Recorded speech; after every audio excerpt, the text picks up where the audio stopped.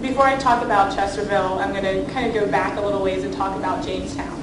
Jamestown is my personal area of research, and so I just couldn't resist including some of that information for you all. And it is also pertinent to the Chesterville site here. In 1607, the English come to Virginia, but before they sail up the James River, they stop at Point Comfort, which is kind of the area where Fort Monroe is today.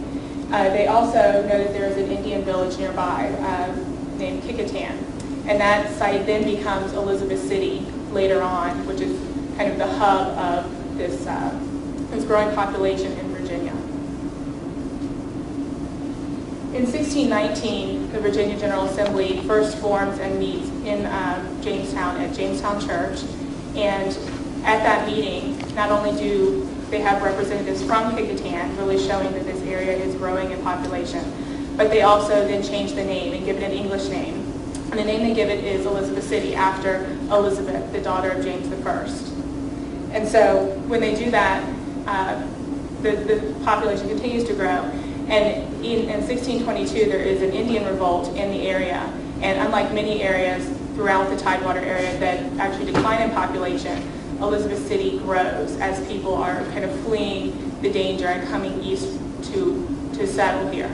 In 1624, there's a census taken, and the population of Elizabeth City is 349 people. So you're really seeing this area grow. And then in 1634, we have the actual formation of Elizabeth City as one of the 8 shires. At that time, people from Jamestown have been receiving patents in the area and are receiving land. And one that we know that specifically relates to this area is in 1628, and it's John Lane. John Lane was one of the first settlers to Virginia. He came on the first ship in 1607. And he actually then married one of the first English women to come to Virginia.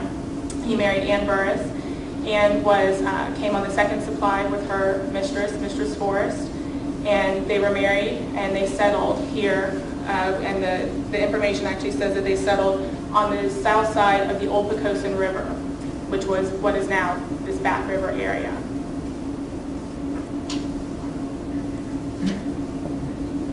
Something else is worth noting in 1634 is the Sims Free School. This free school was established by Benjamin Sims. He left a will clearly stating that he wanted this land to be used for a school. And in 1642, the Virginia General Assembly really put that in place and put the school in place. And just a little information about the school. And it really thrived throughout the 17th and 18th century. It was known as being this well-known free school in the area where people who didn't have the money to have a governess, a private tutor, their children could come here and be educated. And in the 19th century, the school merged with the Eton Charity School, and eventually those schools became Hampton Academy and then today Hampton High School. And so this was also, I've seen in the records, the original trust fund, one of the first trust funds in America, and it continues today. It began in 1630s, 1640s. Now I'm actually getting to Chesterville. When many of you think of George Wythe, you think of this house in Williamsburg, which is on the Palace Green near Bruton Parish Church. But his real story begins here at what is now Langley NASA property. And the Wythe family was very fond of the name Thomas, and they named 4 generations worth of Thomas. So I did this in hopes that it will kind of clarify as I'm talking. In 1691, Thomas Wythe I received a patent for this land, and he really begins to form the Chesterville property. And again, he talks about the land being part of the 204 acres that were granted to John Layden on the south side of the Pocosin River. So we see those connections still going back to Jamestown, John Layden, that the Chesterville site is developing out of that same property. In 1693, Thomas Wythe I dies, and this land is passed on to his grandson, Thomas Wythe III, who is George Wythe's father. Thomas Wythe III also passes the land on to his son, stating that it will go on to his son, Thomas Wythe IV, and if Thomas Wythe IV dies without any heirs, that the land will then pass to his brother, George. In 1754, Thomas then dies without heirs and the land passes to George. And so George inherits this property. Now, when George inherits this property, he is also, I'll just put, this is a portrait of George Wythe, and I'll just do this up, I'll tell you a little bit about him. He was born in 1726, right before his father passed this land on to his brother and wrote his will. And he grew up, he studied the law, he married Anne Lewis, who then died shortly after their marriage, and he remarried Elizabeth Tolliver. Elizabeth Tolliver was the daughter of Richard Tolliver, who was a well-known plantation owner and gentleman, and known for his architecture. And he actually is thought to be the architect of that house in Williamsburg that is attributed to George Wythe's home. And so when George marries Elizabeth, he then is given basically the use of the house in Williamsburg, and he then inherits it when Richard dies in 1779, I believe it is. At the time, he's very much in Williamsburg. He's very involved in the House of Burgesses. He's involved as a judge. He's involved at the College of William and Mary. But he also maintains his plantation at Chesterville and continues to work it as a plantation. In 1771, we know that he made modifications to that property. In a letter to J.H. Norton, who was a merchant, he writes that he's about building a small house, and he must be obliged to him for the English materials. And this is a list of those materials that he requests. You can see it's hinges, shutters, nails, glass, kind of all the basic elements of building a house. And so in 1771, we know that he is building that house. Up until that time, there was kind of the old family home was there, which archaeology was done on that property later. We know it had a stone foundation. But George Wythe goes about building this brick structure. And I'm going to turn it over to Graham. He's going to tell you a little more about the actual architecture of the house itself. This is a house that we believe Wythe built in the 1770s, and Graham will talk a little more about those details. Okay. So this is the one surviving photograph of the house that George Wythe built. This was taken in 1905, just a few years before the plantation house burned in 1911. And one of the things that I was interested in looking at when I came onto this project was we have this one picture of this house. To what extent does that picture actually reflect the historic appearance? Does that look like what George Wythe built? And in order to address that question, it's useful to compare it to other structures in a similar style. So before I can really talk about that, I'm going to take you through a little bit of architectural history. And for this, we have to go back to Andrea Palladio, who was an Italian architect in the 17th century, or 16th and 17th century. And Palladio is really the person who is almost single-handedly responsible for the classical revival in architecture. He was the first one to come back and successfully reuse Greco-Roman classical elements in new buildings and really have it be popular and successful. And a lot of people emulated him later. You can see a few things that are worth noting on these pictures here. That one. On this structure here, you can see this front here is basically the front of a Roman temple, just taken and used on a new building. It's the same proportion, the same type of columns, the same frieze here with the same decorative elements. He's just taking that structural element and using it for a new purpose. Also, these arcades along the side are very much in a Greco-Roman style. Also, in everything Palladio does, there's a very careful concern for symmetry. If you draw a line down the center of any of his buildings, there's almost perfect symmetry. He also has a concern for, say, these windows being a relationship in size to these. All the different elements of a building would be proportional in some way to the size of all the others. And this was really kind of novel when Palladio first started doing it. All of bringing back these classical elements, and it was very successful. And this was adopted by a lot of people, and among those were English architects.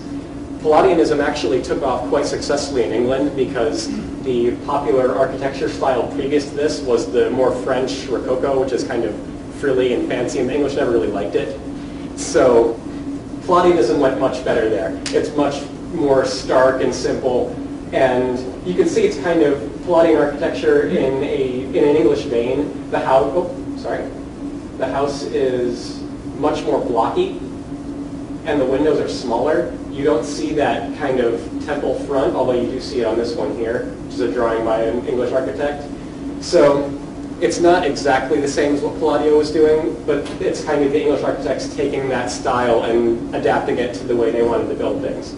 And the first one to really do that was Inigo Jones, who designed this house here. And that style became so popular in England that it spread to England's colonies as well, including the American colonies. And here are a couple of famous examples in this state. There's Mount Airy, which is one of the first houses in the New World in that style, and Monticello, which of course you all know is Thomas Jefferson's home. And Jefferson was a very, very strong Palladian architect. There's actually a letter we have where he wrote that Palladio was the Bible as far as architecture was concerned. So you can see here those same Palladian things. There's this almost temple front looking element to this house here, relationship, proportional size between this window and this window, perfect symmetry around both of these buildings. Again, Jefferson's using that temple front here. And also all the little decorative elements. You see the archaic style columns, you see this elaborately decorated area around the gable here with the elaborate window, all these fancy little railings and things. It's that style adapted to a new environment and new materials is another interesting thing. Jefferson's building in brick, Mount Airy is built in locally quarried sandstone, where Palladio and other earlier architects would have been using whatever was available where they were. So you see these same styles readapted to new materials and new environments, but it's still those same basic things that Palladio set forth in his 4 books on architecture, that this is what you should be doing when you design a building. So, if we then compare that to the Chesterville house again, you can see that this is definitely kind of in that legacy. You have, if you look at the house as a whole, it's almost got that temple front style to it. You have this arcade in the front, which is a very Greco-Roman style thing. Back in that one Palladian house I showed you, it had those arcades on the side with those arches. Those are very similar to those. There's also this area here. One thing that we can say about this, based on the comparisons we've just made, is some things that would probably have been different when they first built this house, when it would have been more original. For example, this gable here would have probably been more elaborate than that. It probably would have had a course of some kind running across, the way you could see on, for example, Mount Airy has that. Probably Chesterville would have had that as well. This window up here probably wouldn't have been just a little box. It would have been something fancier. And also, there would have been more elaborate details on the front of the building. For example, if you look at Mount Airy, it's got what's called a belt course right here, dividing the first and second story. And around the arches, it's got these more elaborate details here. Chesterville probably wouldn't have been so plain originally. What's actually happened before they took this photograph is the house has been stuccoed. It was originally brick, and the facade here is all covered in white stucco. And probably that's not the original appearance. If it was, it's probably been redone at least, and it would have been fancier looking originally. So another important comparison we can make is to compare this structure to other buildings that were built in Virginia at about the same time. So there are, I forgot I have to talk about that as well. This is the other piece of information that we have. Apart from that photograph, there's one other description of the Chesterville house. That was done by Frank Farmer, who is the archaeologist who worked here in the 70s, 80s, and even later. And one of the things that he did when his work on Chesterville was he interviewed a man named Fay Collier, who was about 80 at the time. And Fay Collier had been to the Chesterville house when he was very young, before it burned down. And Collier described the arrangement of rooms, and Frank Farmer made a drawing based on that. And based on Frank Farmer's drawing, I made this drawing, which is that same thing taken and drawn to scale, and with a few corrections where I think that things were not reported correctly. And there's a few things worth noting on that as well. One thing, for example, if you look here, the main entrance is in the side, not in the center, where we would expect it to be. In Palladian architecture, you'd have that perfect symmetry. But the main entrance is on the side bay here, and clearly that's the original form, because that's where this long hallway is. It would have been pretty weird to have the main entrance go into this little living room here. So it's actually more typical of a townhouse. If you look at one of Palladio's drawings of a townhouse, he has that kind of door off to the side and hallway off to the side. And you would have large windows here to kind of balance out that door and to try and preserve your symmetry. Another thing worth noting is right here we have this attached wooden kitchen. That is probably not an original feature because it's not brick. It was wooden when Faye Collier described it, and we know from an advertisement that at one time there was a detached kitchen, so probably that wasn't originally there. So, again, I was going to compare the structure to similar structures in Virginia. The most similar one that I found actually is UVA's Pavilion 7, which was designed by Thomas Jefferson, and that's very, very similar. If you look at the floor plan down here, if the main entrance is in that side bay, it's got that long hallway with the staircase on the side, and it's 5 bays rather than 3, but apart from that, it's very, very similar to Chesterville. We have that, again, more elaborate gable with the more elaborate window that Chesterville probably would have had. And then if we look at this other structure, Berry Hill, you can see that again.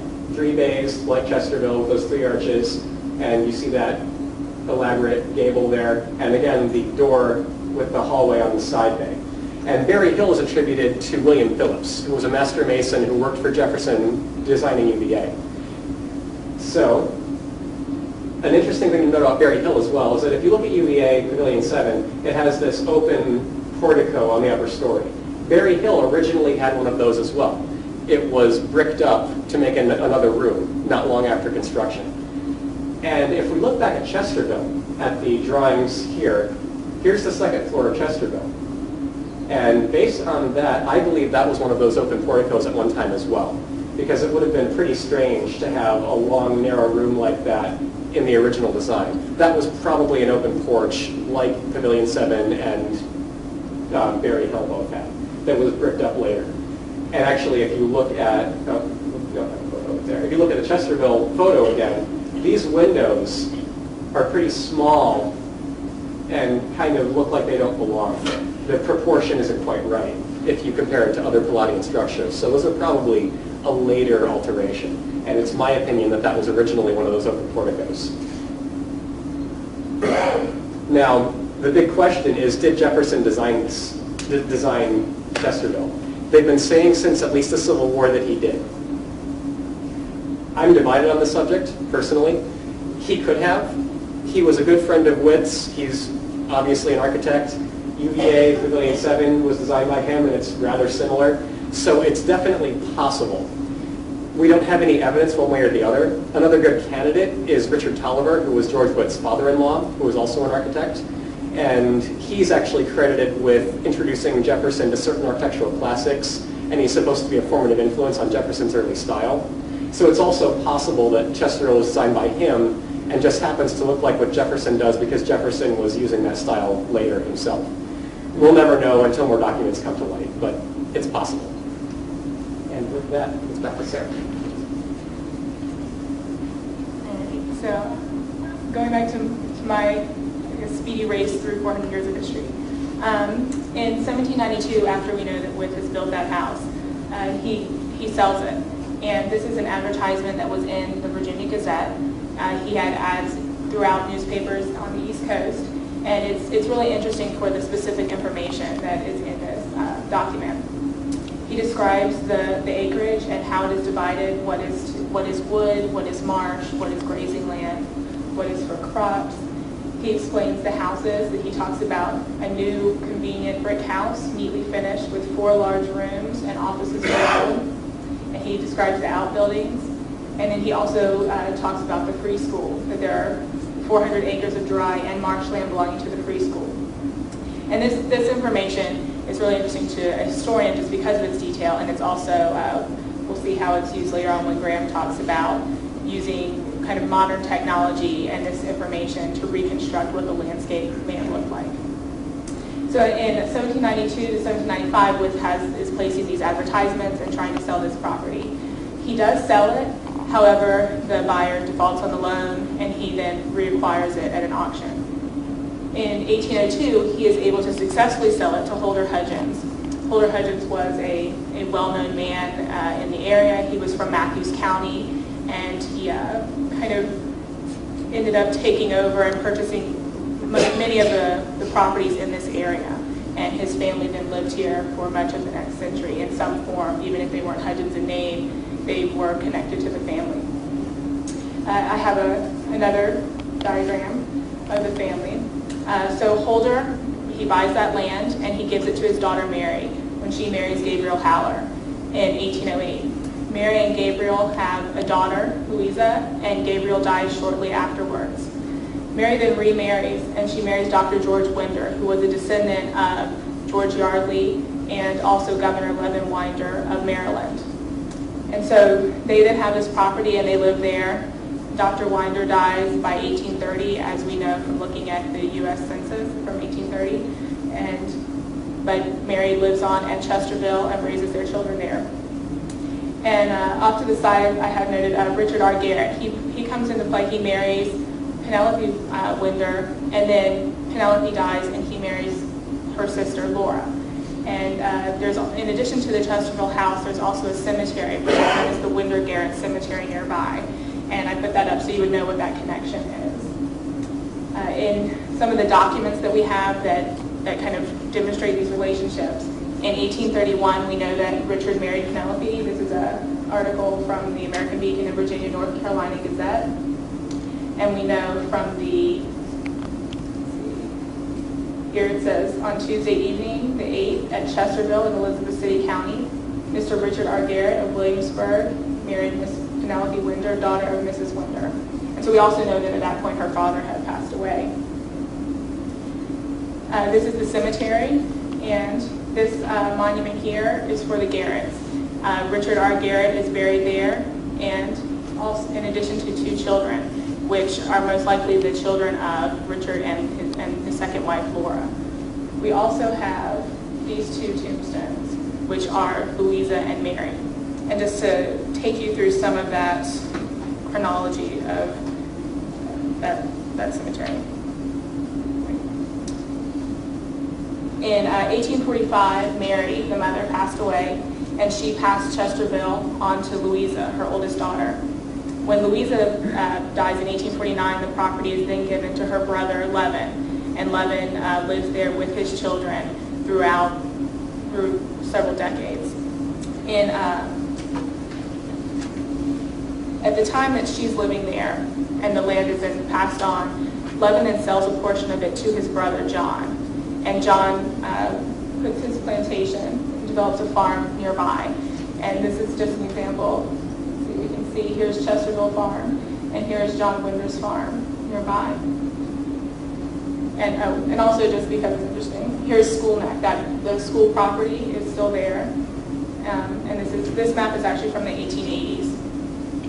In the 1860s, we have the Civil War, and this area was really ravaged by battles and just events and chaos and turmoil.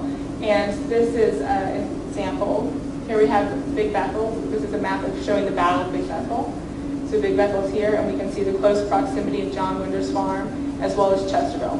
This map is not exactly right, but that would be where those farms were located. And I have this little excerpt from one of Levin Winder's daughters.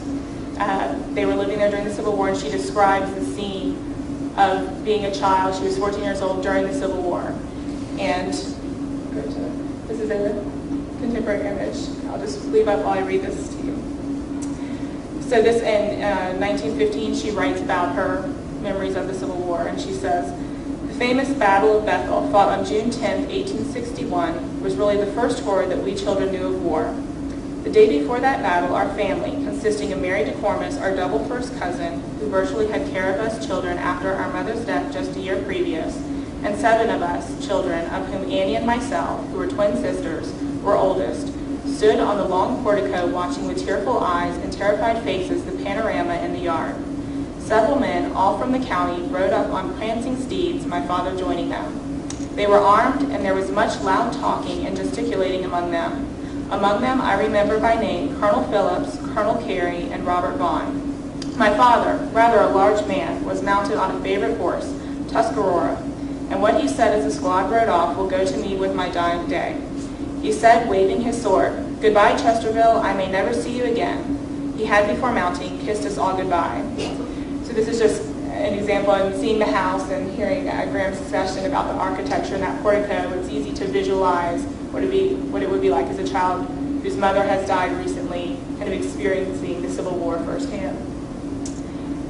Sue, the daughter who's writing this, also goes on and says that the children were then taken to their uncle John Winder's house, which was closer to the battle, and they spent the night there hearing the battle raging nearby. She said, constantly troops of northern soldiers were passing the gate. We were very near the public road here. Soon news came that a big battle was going on at Bethel, 2 miles from us. We did not need to be told, as we could distinctly hear the firing and booming of cannon. We children, a dozen or more of us, stood at the gate and counted the booms, as we called them, until they came in such quick succession we couldn't distinguish one from another. I remember our brother Levin saying every once in a while, "I reckon that is Pa who was shot." And again, just thinking about the experiences of the Civil War for a young child. The Winders then proceed on. The children leave. They move to Williamsburg and they leave Chesterville, and they don't return until after the Civil War. Someone that was fighting, although Sue did not mention it, alongside her father was Robert S. Hudgens, who was a relative. He is known for his memoirs, which were recollections of an old Dominion dragoon, which he published later on in his life.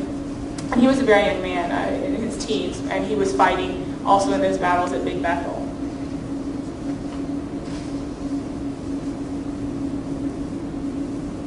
So I'll leave his portrait up. In 1874, the Winders had returned to Chesterville, and the plantation was then sold at public auction. Coming back from the war, there may have been financial difficulties. I haven't seen documentation to know exactly what was going on, but the property was sold. In 1878, it was bought by Francis Anton Schmelz, who was a well-known businessman in Hampton. And what seems to be typical fashion, he then gave the property to his daughter for her wedding, and she married Robert Hudgens. So again, it's staying in the Hudgens family, even if it's not always the Hudgens name. And they then lived in the house throughout the early 20th century. And again, the portrait of Chesterville, here from 1905. This is the time when the Hudgens are living there. And then in 1905, we know that the house is there. In 1911, a kerosene stove explodes in that back kitchen, and the house burns down. And this is what remained of the property until the 1920s, when these walls, and they were known as width walls by many locals, that they were actually taken down as well for safety purposes, just because of they were very unstable. And then after this, there's kind of, the land is used for farming, and in 1950, the NACA then purchases the property. And now, in the 1960s and 1970s, we had the development of the Langley Research Center Historical and Archaeological Society, which was established by Dr. Frank Farmer. And I just want to take a moment and recognize his wife, who's here with us today, Mrs. Sarah Farmer, and we're just, she's up here in the front. Anyway. All of the work that her husband did has really been the key to mine and Graham's research, and we were very excited to meet her this morning after going through files of her husband's research for several months. So we're very pleased that she could be with us today. And that really what I'm getting ready to talk about now is really very much his life story. He helped establish the society, or really founded it here, and it was made up of NASA employees. There's actually an advertisement, which I didn't have the image of, calling volunteers who wanted to come to the site and do excavations. And because the population, I guess, of the employees were primarily male at that time, there was a note at the bottom that wives were welcome to come as well, which I thought was interesting. This is an image of the plantation. We have, here's the Winder Garrett Cemetery here. And then the George Wythe, the brick home structure is there.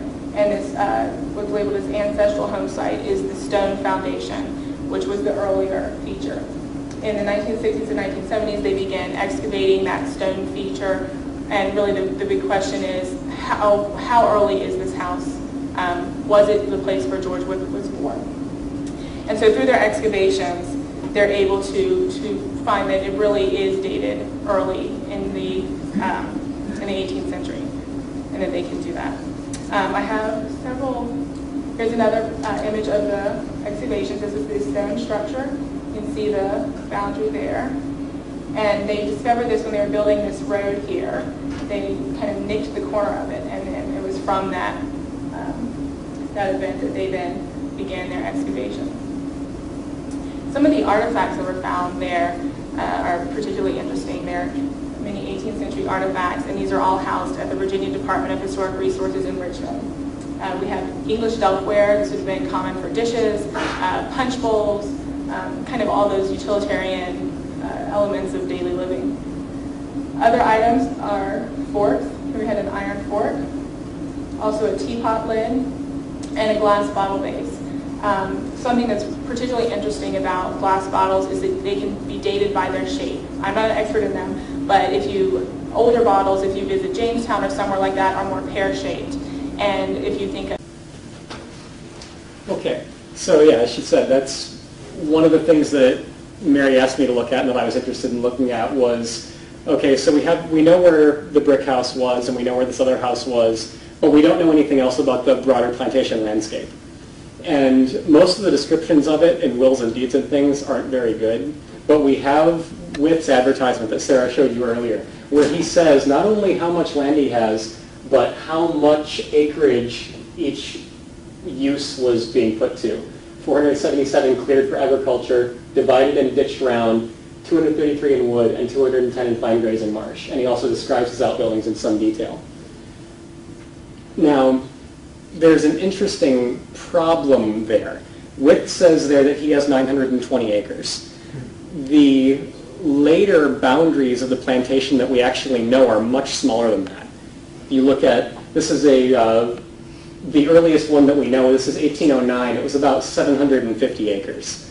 So the first thing I had to figure out was, where is that extra 120 acres or so that we're missing? And what I ended up producing was this. I did a lot of research on surrounding properties to try to nail the boundary down based on what other properties were bordering it and how they were described.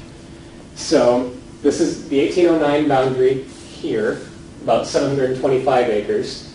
And based on descriptions of these other properties, I've determined that this little 17-acre triangle and this 120 acres up here should also be included. And that brings us up to 865 acres or so, which is easily close enough to 920 that a survey of that day could have been off by that much. They were surveying with chains. So it's not that unreasonable to be off by that much.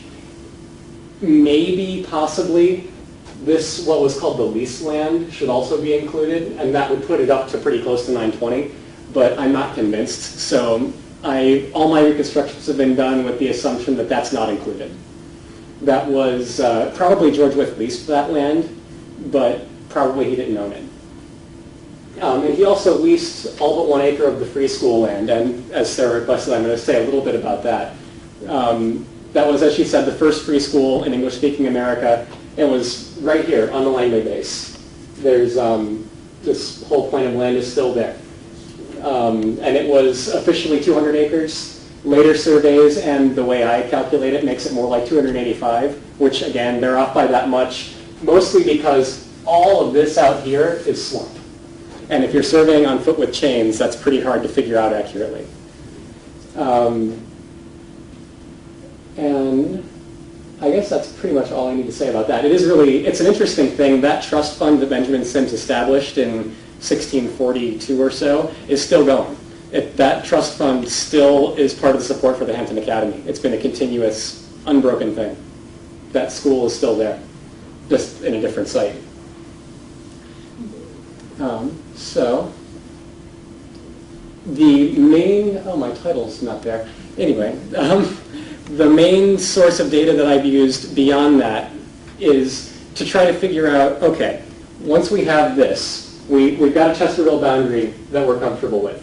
Now, with described, I have so much wood, so much agriculture, and so much marsh. and I wanted to try to figure out where those boundary lines were.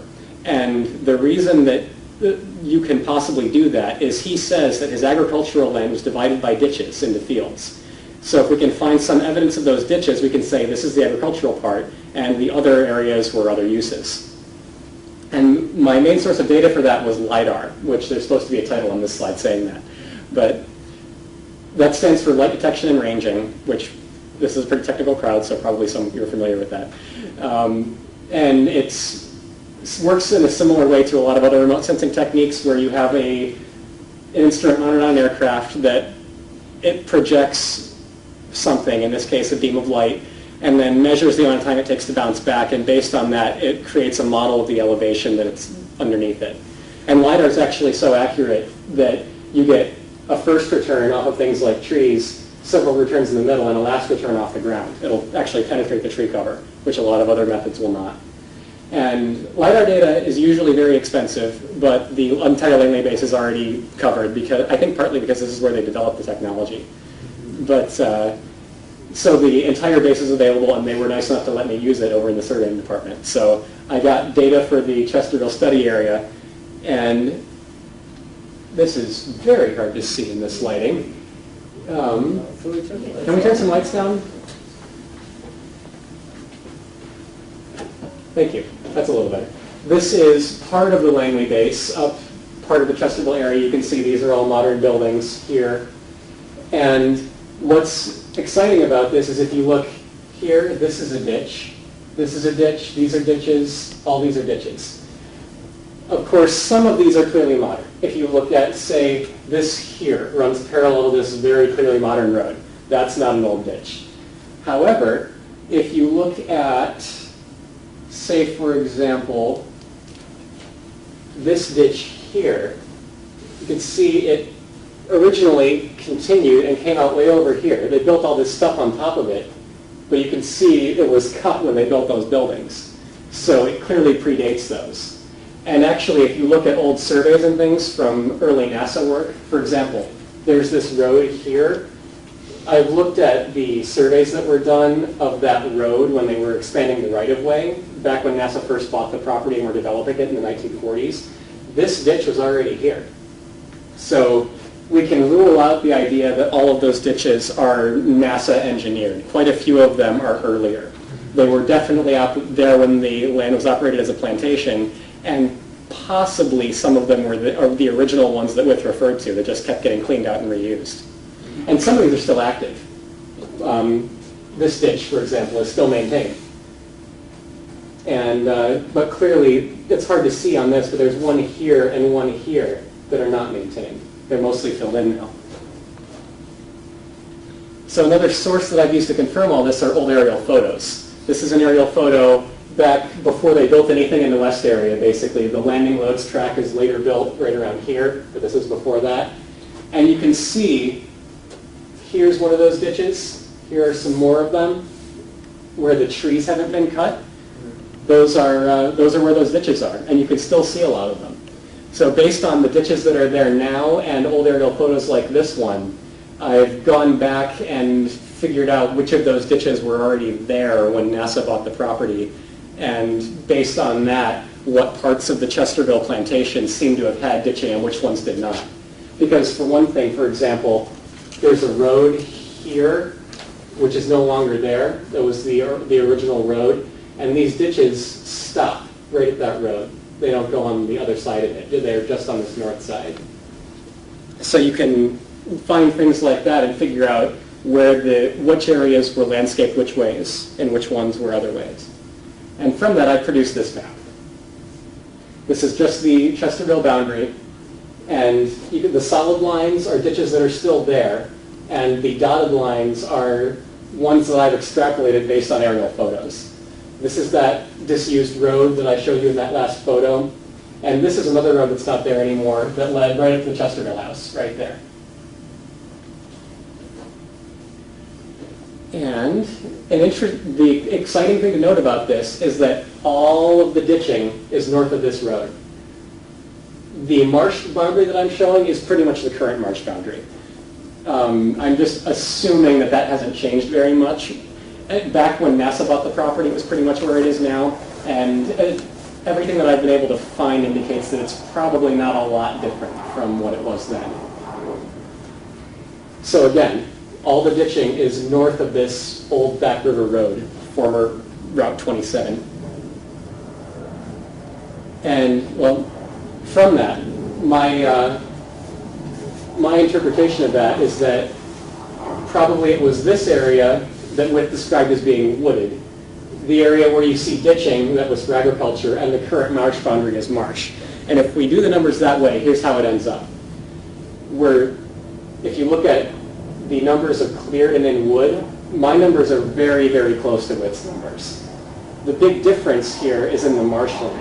And again, back in the 19th century, marshland is very difficult to survey because you're using a chain. So it's not that unreasonable for them to be off by that much. It's also true that possibly the modern marsh boundary is not really representative of what it used to be. Based on environmental processes, it could have been that the marsh was once much larger. But either way, if we look at how close the area cleared and area in wood is to Witt's numbers, I'm pretty confident that that's a good reconstruction because that's very, very close. And that being done, the other thing that I was interested in doing was Witt described his cleared land divided and ditched ground in 50-acre lots. And if we look back at this, it should be pretty clear there's not a nice, easy division into 50-acre lots. This area is 430 acres or whatever it is. There's not really obvious 50-acre fields. There's several ways you could draw the lines that would add up to about 50 acres apiece. And I've produced this, which is the one I think is the most likely, but it's somewhat conjectural. You could draw the lines any other number of several ways. So I'm showing this area as being in wood. And I'm also showing up here possible locations for that 6-acre orchard that Witt said he had near his dwellings. There's just 2 blocks up there near the house that would be big enough to hold a 6-acre orchard. And interestingly, any outbuildings that we may one day find through archaeology are probably somewhere in this block up here, up by the house, which I believe was not used for agricultural purposes. It was the kind of yard and use area around the house. And I think that's about it. We could have the lights back on. Thank you. Go visit our website there, and if you didn't get one of the little pieces of paper, they have the website on it also. You can go learn more about Chesterville and about all the other historic buildings on Langley and on other bases. You should go explore and learn things, and we'd like to thank those people.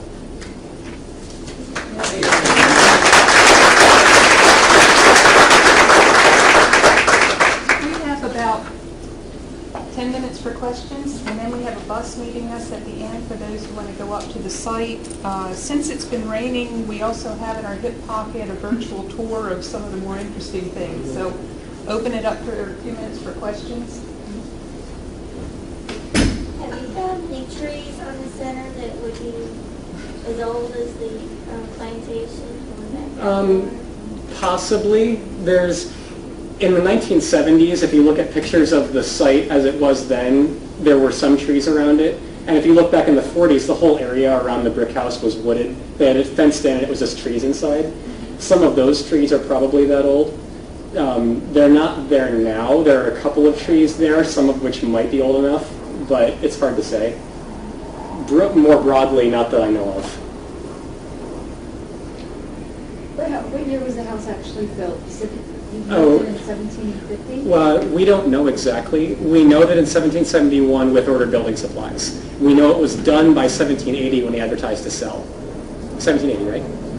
92. Earlier than that. 92 is when he actually sold it. So the late 1780s, we know it was done. So it was built sometime between those, but we don't know when exactly. And we don't know, we know that when they came back after the Civil War, the family moved back in, and there was a lot of damage done. So we don't know what kind of remodeling may have been done that would have changed the appearance of the outside at that point. Is there a question? Why did George build that house? Was that a cottage for himself? Because he's primarily a Pittsburgh. Right. Well, at that time, we think that the stone house had I guess we've been going back and forth about whether it burned or whether it was just smaller and he wanted kind of something a little grander. And it's, I don't think we have he also did spend some time at Chesterville. Yeah. We have a couple of letters where he mentions that he has to go to Chesterville and take care of business there and that kind of thing. So he wasn't in Williamsburg all the time. He did spend some time here. It could have been very much like kind of, if you think of like a country home of when he's in Williamsburg for his business and then he's coming back to take care of things there. We know that he had an overseer because the overseer his name was Saint Hamilton St. George, Yeah. and he was a loyalist and during the American Revolution. I haven't seen any documentation, and I'd really be fascinated to explore it more. But apparently he was either giving supplies to the British or some kind of British involvement that was not good, that George Wythe was very unhappy about. So we know that he had it was being run as a plantation throughout the time, whether he was there or not. What were some of the land use patterns through this period of time? Through which period of time? Well, I mean, from, I guess, when George Wythe was around till Langley came to play. Oh, well, if I go back to, probably this is the best slide to show this with. Most of this area would have been operated as farmland for almost that entire period. We know that, again, that area in the north part of Chesterville was farmland back in Wythe's day, and it continued to be farmland later on. When they split the plantation up and made it smaller, it got smaller yet later. The area was still farmed. It was still Chesterville farm there. And on this side of it was more farming. Almost all of the Sims Free School land was farmed as well. So that was the main use until NASA comes along and starts buying it up. That was beginning in the 1940s mostly, when NASA came, and there's a lot of interesting drawings actually of their plans where they're going to put roads and buildings and things. And it was really just open space with some areas wooded and some areas not. But mostly it was either farmland or woods or just kind of unmaintained wildland until NASA came along and started building things. Big road. Wythe describes in his advertisement things that you can grow there. We know that he produced hay when he owned it, and he says that you can produce wheat and barley. And I think something else? Wheat, barley, and oats, I think, is what he described. And we know actually during the immediate aftermath of the Civil War that corn was grown there, because we have a letter from R.S. Hudgens to a miller asking him to grind his corn. So probably wheat and later corn would have been the main crops. I have two questions. One is, do you know from any of the records if Thomas Jefferson ever visited the site? That's question number one. And the second one is, what's being done to preserve the site now? Okay. Go ahead. We know that Jefferson and Wythe were friends. During this time, Jefferson talks about Wythe being his mentor, like a father, like all this wonderful stuff. We don't have records of him actually visiting the site. We also don't have any kind of letters, as much writing of his own as Jefferson kept and sketches and things like that. It seems like if he was really involved in perhaps building the house, that there would be some kind of record. But at the same time, we know that these were gentlemen of Virginia of the 18th century, and that architecture was certainly something they would have discussed along with other things. So while we don't know that he visited Wythe here at the site, there's always that idea that they would have talked about architecture, certainly talked about the plantation, talked about those kinds of events and lives. There is a letter from Wythe to Jefferson where he mentions Chesterville. That's the only connection that I know of any type. And as far as your other question, what's being done now, that's mostly Mary's department. The site is listed on the National Register of Historic Places, which means it is protected. For anything to be, any new construction or anything like that within what's considered its boundaries, there has to be an archaeological survey done first to make sure it's not going to impact it adversely. And in practice, that's difficult to enforce because the boundary is so large. when they defined the site as historic in the 1970s, when Frank Farmer did that, it's kind of here, up, and all the way into the coast. They just kind of drew a big box around it. So it's difficult to nowadays say, oh yes, you can't do any new construction there because you might do something bad. So Mary's actually trying to organize new archaeological work to nail down that boundary a little better so that we can actually get it more reliably protected. Yeah? The free school land, was there actually a school on that site, or that was just Yes. farmland? No, yes, there was, this was Benjamin Sims in 1642 gave that land in his will for the establishment of a school. And the way it worked, the way he set it up was for the first few years it would be just farmland. And once the farm has made enough money to build one, they would build a school. And the schoolhouse was built right here. And it was operated based on they would lease out that land, and the proceeds from that rent would be used to pay the instructor at the school and support the renovations of the school building as necessary and any of that kind of thing. And that was still operated as a free school up until there was another charity school, the Eaton Charity School, not far away. The two of them joined into one administrative body, I think just before or just after the Civil War. And then not long after that, they moved to Hampton and start the Hampton Academy. But it's still the same school. But yes, there was a school building right about there. And that's on center? Yes, yes it is. Do I have a map that actually shows the center? Not big enough. Yes, it's on center. Do you know where the old leaf parking used to be? There's the Sims Market right there. It's not far from the Vaughan Cemetery, which is still there. Mm-hmm. Were there any other burial locations found? I mean, there must have been many people. We've been talking about that.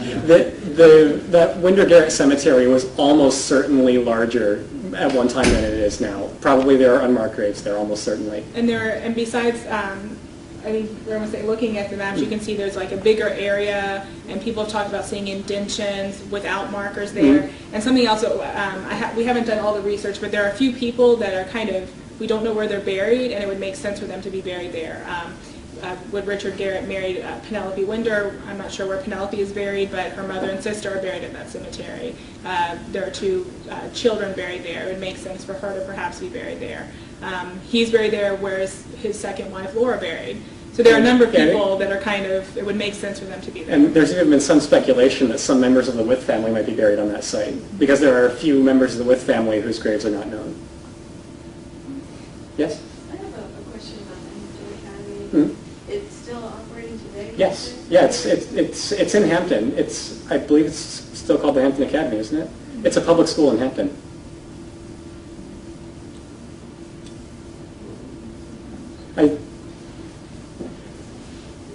Yes? One more quick question. How did you get the name Chesterville? We're not. I had no idea. I feel like the first time it's mentioned is Chesterville, sometime after the Wythe bought it. I feel like one of his father or grandfather referred to it as Chesterville. If you look at later documents from the early 20th century and people were researching it, a lot of people call it Chesterfield, and there's a lot of confusion. I think it's because of the number of Chesterfields in Virginia, especially up near Richmond. But it's just been Chesterville, and we don't really have any reasoning for that name. A lot of the plantations in this area were just kind of named after whatever the person who founded it wanted to name it. Down in the east area, kind of where Willoughby Point used to be, that was all part of what was called Sherwood Plantation, and that was just named after Sherwood Forest from Robin Hood. Did I read somewhere that as a professor or profession had some educational ties with presidents? I remember reading that somewhere. Well, he taught Jefferson he taught Jefferson. and Monroe. Yeah, he taught several of the early presidents' law. Yes. Yeah, I think there was 4 presidents that he taught. Mhm. Yes. Yeah. Because Wythe was, I believe this is right, he was the first law professor, I think, in America. I mean, and he was at William and Mary. And so as that, and that's where, that was the school in the area. And so people were going there, and he had many, and he certainly had the first fellows of Virginia, many people who would go on and have political careers were coming through, and he was teaching them. Okay, in one of your first slides, you had a picture of the interior of the church, and you were talking about the church at Jamestown. The church at Jamestown is just ruins. And I'm wondering where that photo was taken. The photo is of the Memorial Church. Now we're getting into my real expertise. That was a church that was built in 1907. It is on the foundations of the 1619 church, and it was built. It was modeled after St. Luke's Church in Smithfield, which is one of the oldest known churches. So that church is what it would have looked like, although it actually was wood. But I just used that as an example of kind of the church, because they did meet in the church. The church was the only building that was large enough to hold this assembly in 1619. On that subject, do you believe 1632 for the Smithfield or St. Luke's? I don't know enough about St. Luke's.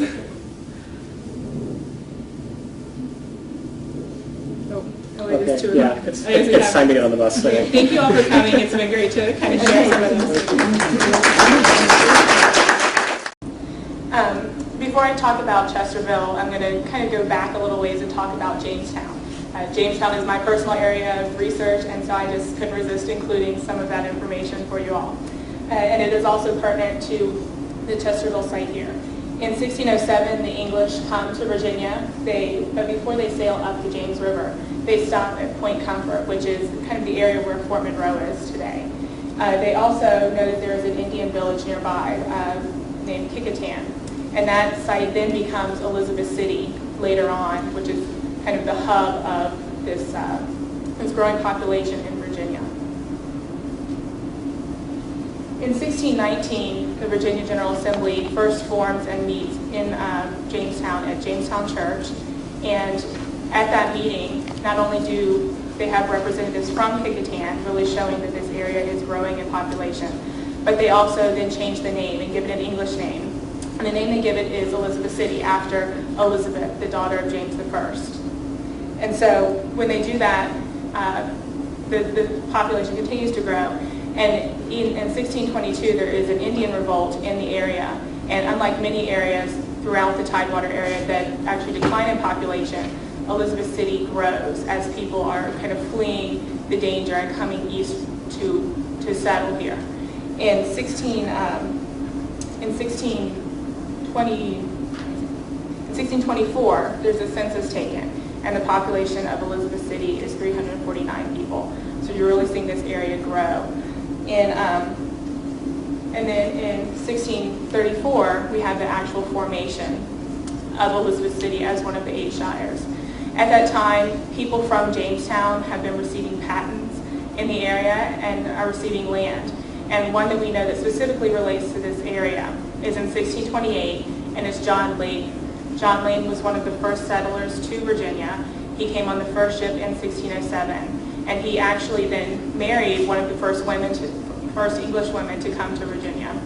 He married Anne Burris, and came on the second supply with her Mistress Forrest, and they were married and they settled here. And the information actually says that they settled on the south side of the Old Pocosa.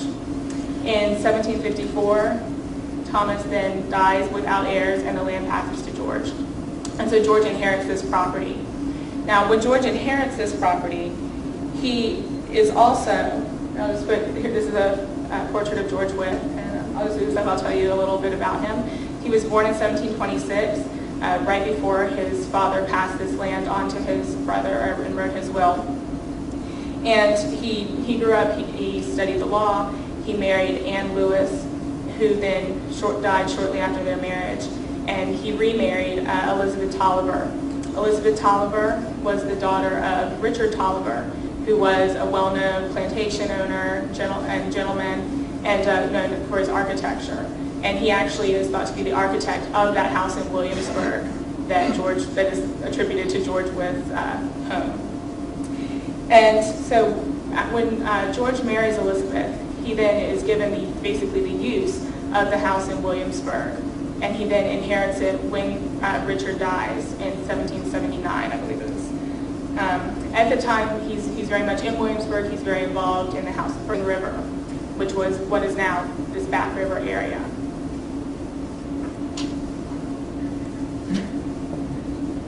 Something else that's worth noting in 1634 is the Sims Free School.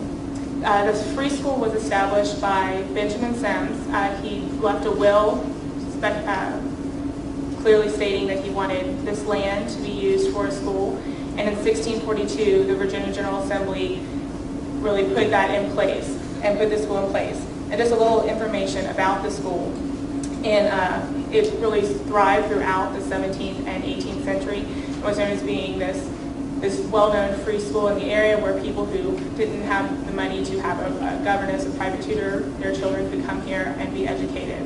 And in the 19th century, the school merged with the Eton Charity School.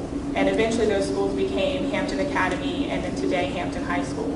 And so this was also, I've seen in the records, the original trust fund, one of the first trust funds in America, and it continues today. It began in 1630s, 1640s.